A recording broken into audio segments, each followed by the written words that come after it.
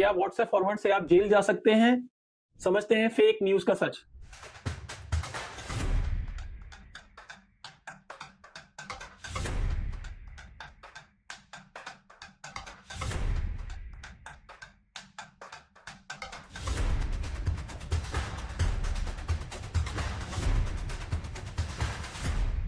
नमस्कार दोस्तों, मैं हूं एडवोकेट विकास गुप्ता और आज हम बात करने जा रहे हैं एक ऐसे डिजिटल खतरे की जिससे आप कभी ना कभी टकरा चुके होंगे, लेकिन शायद आपको पता नहीं चला। क्या आपने बिना किसी वेरीफाई किए कोई न्यूज़ व्हाट्सएप या इंस्टाग्राम पे शेयर की है? क्या आपने कोई फॉरवर्डेड मैसेज अपने परिवार या ग्रुप में सर्कुलेट किया है? अगर हाँ, तो ये वीडियो आपके लिए है, क्योंकि आज हम बात करेंगे फेक न्यूज़ और इंटरमीडिएटरी लायबिलिटी की। इंटरमीडिएटरी मतलब फेसबुक, इंस्टाग्राम, यूट्यूब एक्सेट्रा। क्या है फेक न्यूज़? कौन होता है जिम्मेदार? वो जिसने खबर फैलाई है या वो प्लेटफॉर्म जहां पे वो खबर पोस्ट हुई है? और सोशल मीडिया कंपनीज अब सेफ हार्बर के प्रोटेक्शन में रहेंगी या नहीं? इस वीडियो में हम जानेंगे कौन कौन से इंडियन कानून फेक न्यूज को रेगुलेट करते हैं, क्या क्या ऑब्लिगेशंस हैं व्हाट्सएप, यूट्यूब, इंस्टाग्राम जैसी इंटरमीडिएटरीज के ऊपर, और बॉम्बे हाईकोर्ट ने फैक्ट चेक यूनिट को क्यों अनकॉन्स्टिट्यूशनल डिक्लेयर किया। तो चलिए शुरू करते हैं इस डिजिटल जाल को समझने की कोशिश, ताकि आप ना सिर्फ इन्फॉर्म्ड रहें बल्कि दूसरों को भी मिसलीड होने से बचा सकें। तो सबसे पहले समझते हैं फेक न्यूज क्या होती है।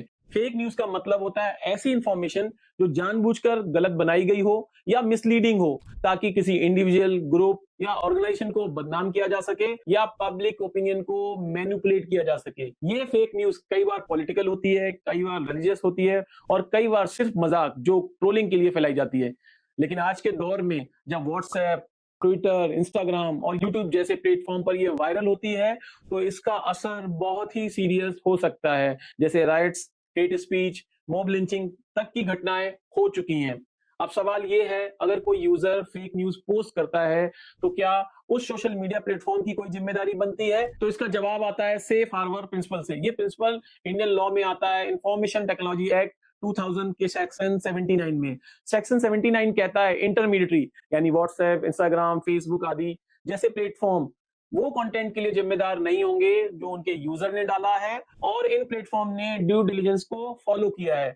अगर इंटरमीडिएटरी ने अपनी पॉलिसी क्लियर रखी है, ग्रेवेंस रिड्रेसल सिस्टम इंटैक्ट बनाया है, इलीगल कंटेंट को डिटेक्ट करने के लिए वो एक सिस्टम और सॉफ्टवेयर रखते हैं, तो उस यूजर जनरेटेड कंटेंट के लिए वो लोग लीगली लायबल नहीं होंगे। इसी को कहते हैं सेफ हार्बर प्रोटेक्शन। लेकिन दोस्तों, ये प्रोटेक्शन तभी तक है जब तक प्लेटफॉर्म न्यूट्रल है, एक्टिवली गलत कंटेंट को प्रमोट या अलाउ नहीं कर रहा है। अगर वो नोइंगली इलीगल कंटेंट को अलाउ करता है तो ये प्रोटेक्शन छिन सकता है। अब दोस्तों समझते हैं फेक न्यूज के खिलाफ भारत के कौन कौन से कानून जिम्मेदार हैं। तो इसका सीधा जवाब है कोई भी डेडिकेटेड फेक न्यूज एक्ट नहीं है इस समय भारत में, लेकिन कई एग्जिस्टिंग लॉ है जो फेक कंटेंट को पनिश करते हैं। डिपेंड करता है उसका नेचर, इंपैक्ट, ग्रेविटी। तो इसको हम स्टेप बाय स्टेप समझते हैं। सबसे पहला कानून है इंफॉर्मेशन एक्ट 2000। इसका सेक्शन 66 डी कहता है अगर कोई व्यक्ति इलेक्ट्रॉनिक मीन से किसी और की आइडेंटिटी का मिसयूज करके धोखा देता है तो ये पनिशबल है। अगला सेक्शन 69 ए, सरकार किसी भी ऑनलाइन कंटेंट को ब्लॉक कर सकती है अगर वो नेशनल, स्टेट, पब्लिक ऑर्डर या मॉरलिटी को इफेक्ट करता है। अब हम दूसरे लॉ की बात करते हैं, भारतीय न्याय संहिता 2023। अगर कोई कंटेंट दो कम्युनिटी, दो रिलीजियस कम्युनिटी भी हो सकती है, दो फेथ की कम्युनिटी भी हो सकती है, के बीच हेटरेट को बढ़ाता है तो ये क्रिमिनल ऑफेंस है। रिलीजियस सेंटिमेंट को हर्ट करने वाला कंटेंट को भी पनिशेबल बनाता है। अफवाह, र्यूमर फैलाना, डर का माहौल बनाना, किसी भी पब्लिक डिसऑर्डर को इफेक्ट करना, ये भी क्रिमिनल ऑफेंस है।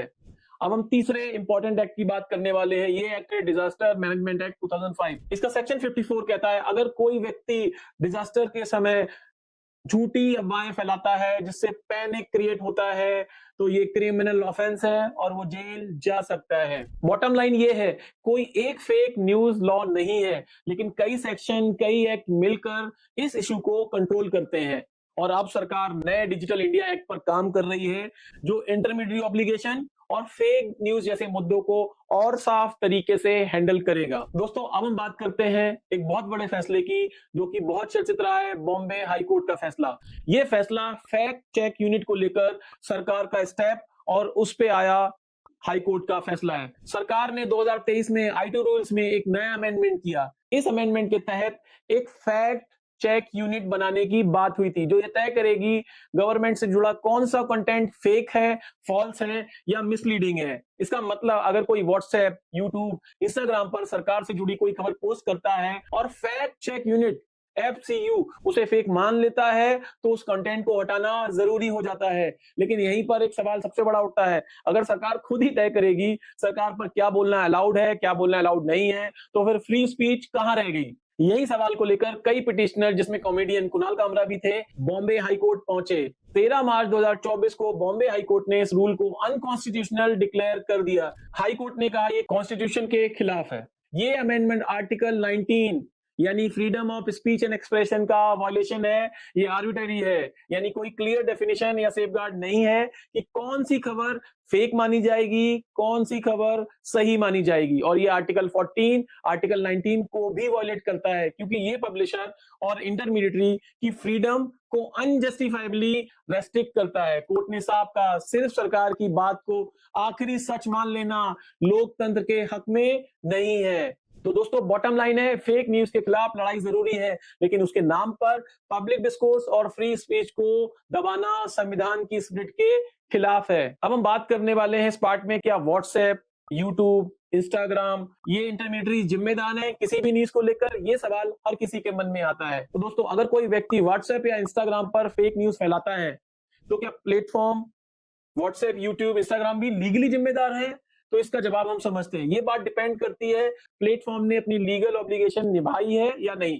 जैसा कि पहले हमने समझा, इंफॉर्मेशन टेक्नोलॉजी एक्ट में एक कॉन्सेप्ट है सेफ हार्बर प्रोटेक्शन की। इसका मतलब अगर कोई प्लेटफॉर्म सिर्फ एक न्यूट्रल प्लेटफॉर्म है, न्यूट्रल इंटरमीडिएटरी है, यानी वो खुद कंटेंट नहीं बना रहा है, सिर्फ यूजर का कंटेंट होस्ट कर रहा है और उसने ड्यू डिलिजेंस के सारे स्टेप फॉलो करे हैं, तो उसे यूजर की गलती के लिए लीगली रिस्पॉन्सिबल नहीं माना जाएगा। जी हाँ दोस्तों, आपकी गलत फेक न्यूज के लिए प्लेटफॉर्म को रिस्पॉन्सिबल नहीं ठहराया जा सकता है। लेकिन अगर प्लेटफॉर्म ने इलीगल कंटेंट को नोइंगली अलाउ किया है, ग्रीवेंस रिड्रेसल सिस्टम फेल है, कोर्ट या सरकार की टेक डाउन रिक्वेस्ट को इग्नोर किया है, उस केस में इंटरमीडिएटरी को सेफ प्रोटेक्शन नहीं मिलेगा। दोस्तों यही सब डिफाइन किया गया है आईटी रूल्स 2021 के तहत। इन रूल्स के तहत प्लेटफॉर्म को यह करना जरूरी है, कंप्लेंट ऑफिसर और ग्रीवेंस सिस्टम बनाना, 24 घंटे में इलीगल कंटेंट को नोटिस में लेना,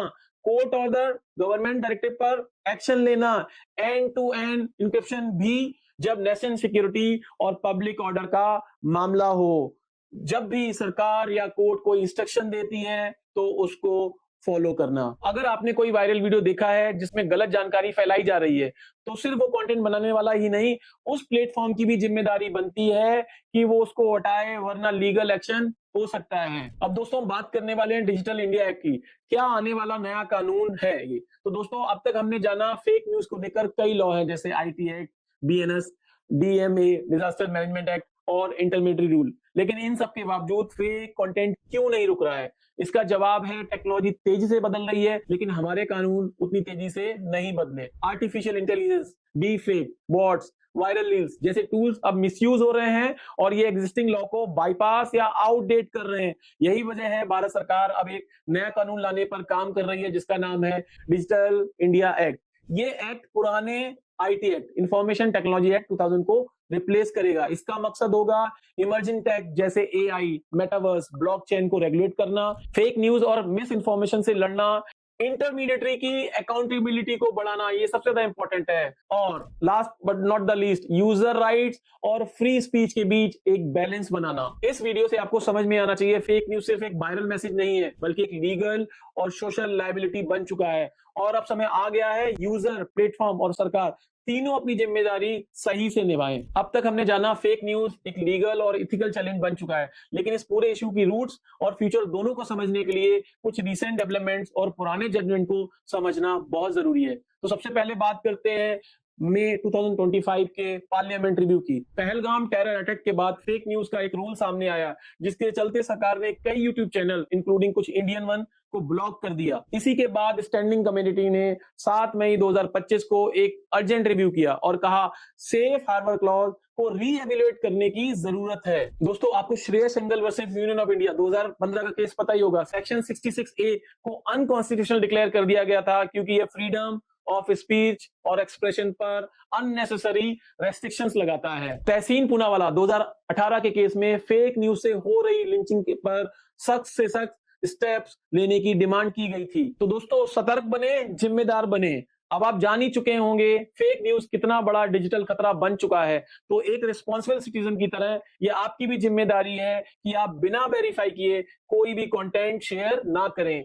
एक गलत फॉरवर्ड किसी की रिस्पेक्ट, समाज की शांति और उसकी जान और आपके लीगल राइट को खतरे में डाल सकता है। याद रखिए, फेक न्यूज एक मजाक नहीं है, एक क्राइम है। व्हाट्सएप, यूट्यूब, इंस्टाग्राम सभी प्लेटफॉर्म अब अंडर स्क्रूटनी है और जैसे कि मैंने बताया, डिजिटल इंडिया एक्ट जैसे कानून आने वाले हैं जो अकाउंटेबिलिटी को और कड़ी करेंगे। तो अगली बार जब कोई आपको शॉकिंग या वायरल खबर दे, आपके फोन पर आए, तो पॉज लीजिए, वेरीफाई कीजिए और सोचिए क्या मुझे इसे आगे भेजना चाहिए या नहीं। अगर आप चाहते हैं हम इसी तरीके के डिजिटल अवेयरनेस को लेकर, साइबर क्राइम को लेकर, साइबर सेफ्टी को लेकर, लीगल अवेयरनेस टॉपिक को लेकर वीडियो बनाएं, तो कमेंट सेक्शन में हमें जरूर बताएं। इस वीडियो को ज्यादा से ज्यादा लोगों को शेयर करें ताकि फेक न्यूज के हम जाल से बच सके और फेक न्यूज जो आजकल लोगों की जान को खतरे में भी डाल रहा है, उससे हम बच सकें। नमस्कार।